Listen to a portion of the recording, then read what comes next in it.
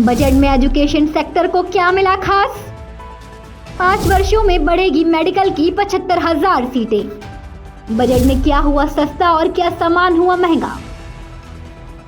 वित्त मंत्री निर्मला सीतारमण ने आज 1 फरवरी को देश का आम बजट पेश किया है, जिसमें एजुकेशन सेक्टर के लिए कई बड़े ऐलान किए हैं। वित्त मंत्री ने अपने बजट भाषण में कहा कि देश में मेडिकल की 10,000 सीटें बढ़ाई जाएंगी। Expansion of medical education. Our government has added almost 1.1 lakh undergraduate and postgraduate medical education seats in 10 years, an increase of 130%.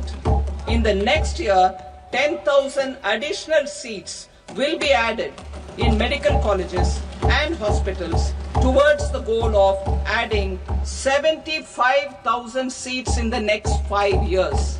वहीं सरकारी स्कूलों में अटल लैब खोले जाएंगे। अगले 5 सालों में 50,000 स्कूलों में अटल लैब खोले जाने की योजना है।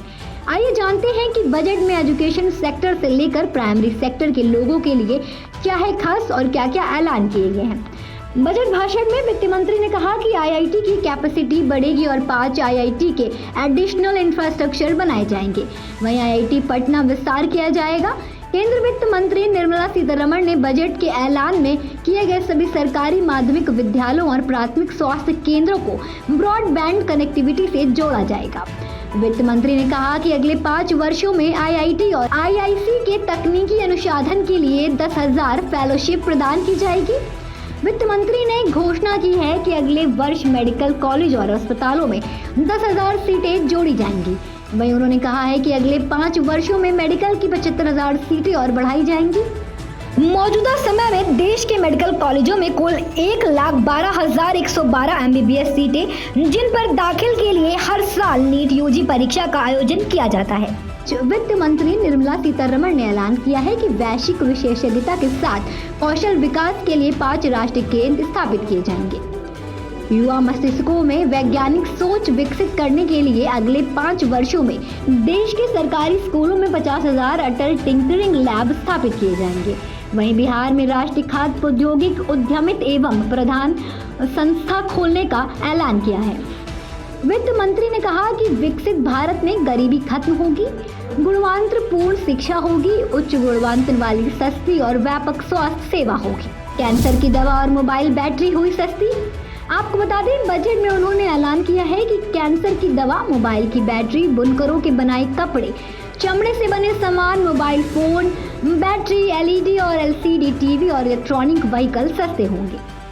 वित्त मंत्री निर्मला सीतारमण ने कृषि सेक्टर से लेकर ऑटोमोबाइल सेक्टर को बड़ा तोहफा दिया है, जहां एक और किसान क्रेडिट कार्ड की लिमिट 3 लाख रुपए से बढ़ाकर 5 लाख रुपए तक दी गई है।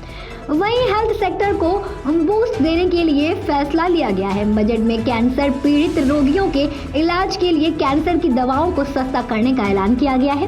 केपीएमसी ने सभी जिला अस्पतालों में डे केयर कैंसर सेंटर लगाने की योजना का समर्थन किया है। यह योजना कैंसर मरीजों को अच्छी स्वास्थ्य सेवा देने के लिए बनाई गई है। सरकार ने कैंसर सहित दूसरी गंभीर बीमारियों की 36 दवाएं सस्ती करने की बात कही है। चमड़े से बने प्रोडक्ट हुए सस्ते। वित्त मंत्री निर्मला सीतारमण ने चमड़े से बने प्रोडक्ट को सस्ता करने का ऐलान किया है। अब चमड़े से बने सामान सस्ते हो जाएंगे, क्योंकि सरकार ने इस पर लगने वाली इंपोर्ट ड्यूटी को फ्री कर दिया है। इसके साथ ही देश में बुनकरों को बढ़ावा देने का ऐलान किया गया है।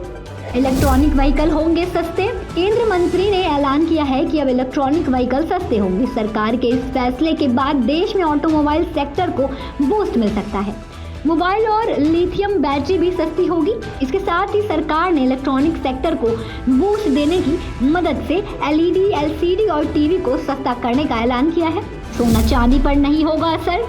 बजट 2025 में इस बार सोना चांदी की इंपोर्ट ड्यूटी पर कोई फैसला नहीं लिया गया है, इसीलिए सोना और चांदी के दामों में इसका असर देखने को नहीं मिलेगा। एआई एजुकेशन के लिए 500 करोड़ रुपए का बजट में आर्टिफिशियल इंटेलिजेंस एजुकेशन के लिए 500 करोड़ रुपए का प्रावधान किया गया है। इस बजट से centre for excellence in AI in education स्थापित की जाएगी। 2014 के बाद शुरू किए गए 5 आईआईटी में 6,500 अतिरिक्त स्टूडेंट्स को शिक्षा मुहैया कराने के लिए एडिशनल इंफ्रास्ट्रक्चर डेवलप किया जाएगा। ऐसी तमाम अपडेट्स देखने के लिए बने रहें दस्तक न्यूज़ 24 के साथ।